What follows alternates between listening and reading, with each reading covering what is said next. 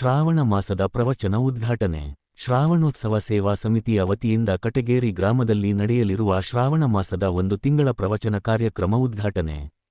ಅಥಣಿ ತಾಲೂಕಿನ ನದಿ ಇಂಗಳಗಾನ್ವ ಗ್ರಾಮದ ಗುರುಲಿಂಗದೇವರ ಮಠದ ಪೂಜ್ಯ ಶ್ರೀ ಸಿದ್ಧಲಿಂಗ ಮಹಾಸ್ವಾಮಿಗಳು ಉದ್ಘಾಟನೆ ನೆರವೇರಿಸಿದರು.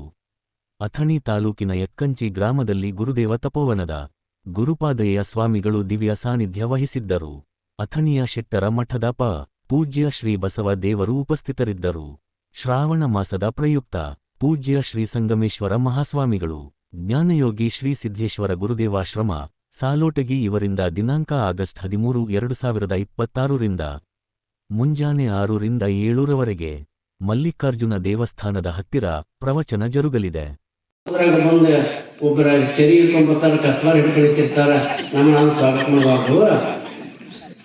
ಇಲ್ಲಿ ಅಥವಾ ಎಲ್ಲರೂ ಜಳಕ ಮಾಡಿ ನಸಿಕನ 5 ಗಂಟೆಗೆ ಕೂತಾರಂದ್ರ ನೀವು ಒಂದು ಜೋರಾಗಿ ಚಪ್ಪಾಳೆ ತಟ್ಟಬೇಕು. ಅಕ್ಕ ಕೇಳುವ ನಾನೊಂದು ಕನಸು ಕಂಡಿನತ್ತದ, ಅಕ್ಕ ಕೇಳುವ ನಾನೊಂದು ಕನಸು ಕಂಡತ್ತದ. ಅದ್ರ ಕಟಗೇರಿ ಊರಾಗ ಶ್ರಾವಣ ಮಾಸ ಚಾಲು ಆತ್. ಯಾವಾಗ ಚಾಲು ಆಕೈತಿ 5 ಗಂಟೆಗೆ ಕೇಳ್ಬೇಕಂದ್ರ ಯಾರ ಕನಸು ಕಂಡ್ರ ಕಟಗೇರಿ ಬೆಳಕ್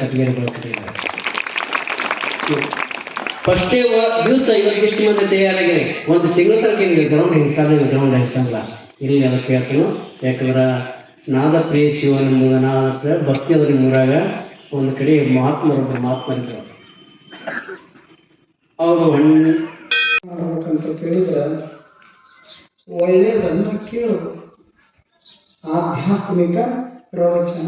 ಆಧ್ಯಾತ್ಮ ಅಂದ್ರೆ ಅಧಿಕ ಆತ್ಮ ಬರೋಬರಿ ಆಧ್ಯಾತ್ಮ. ಅದಿ ಅಂದ್ರೆ ಮೂಲ.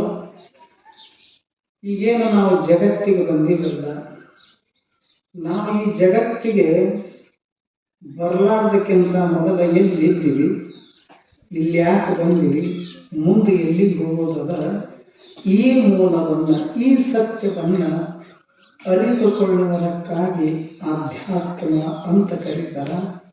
ಅದು ನಮಗೆ ಅರಿವಿಗೆ ಬರಬೇಕಾಗಿತ್ತು ಅಂದ್ರೆ, ಅನುಭವಕ್ಕೆ ಬರಬೇಕಾಗಿತ್ತು ಅಂದ್ರೆ ಏನು ಮಾಡೋದು? ಪ್ರವಚನವನ್ನು ಆಲಿಸೋದು. ಹಾಗಾದ್ರೆ ಪ್ರವಚನ ಅಂದ್ರೇನು? ಅಂದ್ರೆ ಒಳ್ಳೆಯ ವಚನ ಅಂದ್ರೆ ಮಾತು. ನಮ್ಮ ಮೂಲವನ್ನ ನಾವು ತಿಳ್ಕೊಳ್ಬೇಕಾಗಿತ್ತಂದ್ರೆ ಒಂದಿಷ್ಟು ಒಳ್ಳೆಯ ಮಾತುಗಳದಾವ. ಅವು ನಮ್ಮ ಮೂಲವನ್ನು ತಿಳಿಸಿಕೊಡ್ತವೆ. ಅದಕ್ಕೆ ಚನ್ನ ಬಸವಣ್ಣವರು ಅಂತಾರೆ, ದೇವಲೋಕಕ್ಕೆ ಬಟ್ಟೆ ಕಾಣಿರು. ಎಷ್ಟು ಚಲೋ ಮಾತು ಹೇಳ್ತಾರೆ. 2 ಚಲೋ ಮಾತುಗಳು. ಮಹಾತ್ಮರ ಮೃದು ಮಧುರ ನುಡಿಗಳು ನಮ್ಮನ್ನ ಜೀವನನ್ನ ದೈವತ್ವಕ್ಕೆ ಏರಿಸುವಂತ ಶಕ್ತಿ ಸಾಮರ್ಥ್ಯ ಮಾತಿನೊಳಗದ ಅಂತ. ಅದಕ್ಕೆ ಅಂತ ಮಾತುಗಳನ್ನ ನೀನು 12 ತಿಂಗಳು ಕೇಳಬೇಕಂತೇನಿಲ್ಲ. ಶ್ರಾವಣ ಮಾಸದೊಳಗೆ 1 ತಿಂಗಳು ಕೇಳಿದ್ರೆ ಸಾಕು, ನಾವೆಲ್ಲರೂ ದೇವರ ಹತ್ರಕ್ಕೆ ಏರುತ್ತೇವೆ ಅನ್ನುವಂತ ಒಂದು ವೈಶಿಷ್ಟ್ಯ ಅದನ್ನು ಸಾಧ್ಯ ಆದಷ್ಟು ಕಡಿಮೆ ಮಾಡ್ಕೊಂಡ ಎಲ್ಲರಲ್ಲಿ ಕೂಡ್ಕೊಂಡು ಎಲ್ಲರ ಜೊತೆ ಇದ್ದು ಯಾವ ಭೇದ ಭಾವ ಮಾಡಲಾರ ನಾವ್ ಯಾವ ಏನ್ ಮಾಡಿದ್ರೆ ಏನ್ ಮಾಡೋದ್ರಲ್ಲಿ ಸಾವು ಗಚ್ಚಿ ಬರೋದು ತಿಳಿಯುವಾಗಿರಲಿ. ಈ ಪ್ರವಚನಾದಿಗಳನ್ನು ಯಾಕೆ ಹೇಳೋದು ಅಂತಂದ್ರೆ ನಾವ್ ಎಷ್ಟು ವರ್ಷ ಬದುಕು ಯಾವಾಗ ಹೋಗ್ತೀವಿ ಅನ್ನೋದು ಗೊತ್ತಿಲ್ಲ. ಅದನ್ನು ತಿಳಿಸ್ಕೊಡೋ ಸಲುವಾಗಿ ಅವ್ರ ಮಹಾತ್ಮರು ಹೇಳ್ತಿರ್ತಾರೆ, ನಮಗೆ ಜ್ಞಾನ ಆಗಬೇಕು, ಪರಮಾತ್ಮನ ಜ್ಞಾನ. ನಮ್ಮ ದೇವರು ಎಲ್ಲಿದ್ದಾನ ಅಂತಂದ್ರೆ ಗುಡಿ ಗುಂಡಾರದೊಳಗೆ ನಮ್ಮ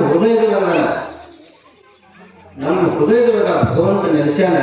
ಅವನ ತಿಳ್ಕೊಳ್ಳೋಕ್ಕಾಗಿ ಇವರೆಲ್ಲ ಸಾಧು ಸಂತರು, ಶರಣರು, ಯೋಗಿಗಳು, ತಪಸ್ವಿಗಳು ನಾವೇನ್ ಮಾಡಿದ್ವಿ, ಎಲ್ಲರಿಗೂ ಗುಡಿಯ ಗುಂಡಾರದಾಗ ಹೋಗ್ತೀವಲ್ಲ, ಇರ್ಲಿ ಬೇಡ ಅಂತ ಸಂಸ್ಕೃತಿ ಇರಬೇಕು, ಆಚಾರ ಇರಬೇಕು, ಆ ವ್ಯವಸ್ಥೆ ಇರಲಿ, ಬೇಡ ಅಂತಲ್ಲ. ಆದ್ರೆ ಭಗವಂತ ಎಲ್ಲಿದ್ದಾನಂತಂದ್ರೆ ನಮ್ಮ ಹೃದಯದಲ್ಲೇ, ಹೃದಯದ ಮಧ್ಯದಲ್ಲಿ ದೇವರ ನಿಮ್ಗೆ ಹೇಳ್ತಾನ. ಆ ದೇವರನ್ನ ನಾವು ತಿಳ್ಕೊಂಡಿವ ಅಂತಂದ್ರೆ ನಾವು ದುಃಖ ಬಿಡ್ತದೆ. ಹೇಳಿದ್ರೆ ಅಲ್ಲಿವರೆಗೆ ಬಿಡಲ್ಲ. ಅದಕ್ಕೆ ಸಾಧ್ಯ ಆದಷ್ಟೇ ನಾವು ಆಂತರಿಕವಾಗಿ, ಬಾಹ್ಯ ಆಚಾರ ಇರಲಿ, ಆಂತರಿಕವಾಗಿ ನಮ್ಮವರು ನಮ್ಗೆ ಇರಲಿ ಅಂತ ಹಾರೈಸಿ ತಾವೆಲ್ಲರೂ 1 ತಿಂಗಳ ಪರ್ಯಂತರವಾಗಿ ಗುರುಗಳು ಹೇಳಿದಂಗೆ ಅಚ್ಚುಕಟ್ಟಾಗಿ ಬಂದು ಕೂತು ತಮ್ಮ ತನುಮನ ಧನವನ್ನು ಶುದ್ಧ ಆಗಲಿ, ಅವರು ಒಂಥರ ಆನಂದವಾಗಿ ಬದುಕುನ ಅಂತ ಹೇಳ್ತಾನೆ. ನಾನು 2 ಮಾತಿಗೆ ವಿರಾಮ. ಯಾವುದು ನಮಗೆ ದೊರಕ್ತದಲ್ಲ ಅದರಲ್ಲಿ ಸಂತೃಪ್ತಿಯ ಭಾವ ಇತ್ತು ಅಂತಂದ್ರೆ ಮುಗಿದೋತು, ನೀನು ನಿತ್ಯ ಮುಕ್ತನಾಗಿ ಬಿಡ್ತೀವಿ. ಆಸೆ ಎನ್ನುವುದು ದೂರಿಟ್ಟು ಬಿಡಬೇಕು.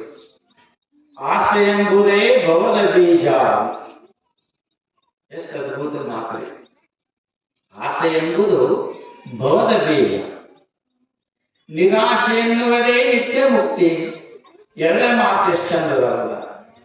ಜೀವನದೊಳಗೆ ಸಂಸಾರ ಮಾಡ್ಕೊಂತ ಬದುಕನ್ನ ಮಾಡ್ಕೊಂತ ಅದರ ಜೊತೆಗೆ ಒಂದಿಷ್ಟು ಆಧ್ಯಾತ್ಮವಾಗಿರುವಂತ ಚಿಂತನೆಗಳನ್ನು ಸದಾ ಕಿವಿಗೆ ಏನು ಭೂಷಣ ಅಂತ ಹೇಳಿದ್ರು ಅವರು?